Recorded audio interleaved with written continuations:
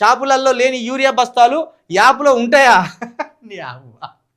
నిజమే, షాపుల బస్తాలు కనబడినప్పుడు యాప్లో బుక్ చేస్తే ఎవడు తీసుకొచ్చి ఇస్తారా?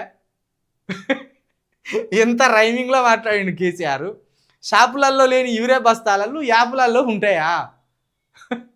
మరి ఎట్లా తీసుకొచ్చి ఇస్తారో అది రేవంత్ రెడ్డి గారికి, రేవంత్ రెడ్డి ప్రభుత్వానికి తెలియాలి. పెరిగిన భూముల ధరలు నేడు ఎందుకు కుప్పకూలిపోయినాయి?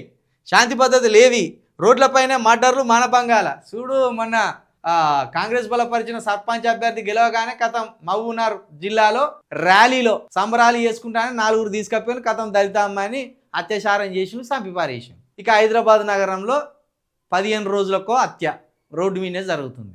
ఇది ముఖ్యమంత్రి గారు హోంమంత్రిగా చేస్తున్న శాంతి భద్రతల పర్యవేక్షణ. నిజమే, ఈ మహిళలకు 2500 అనగానే మా మహిళలంతా అబ్బా నెలకు మా భర్తీ ఇవ్వకపోయినా మా పెద్దన్న రూపంలో రేవంత్ రెడ్డి గారు 2500 రూపాయలు తీసుకొచ్చి ప్రతి నెల రాఖీ కట్నం లెక్క పెంచిపోతాడు అనుకొని అట్లా గుదిపారేసి.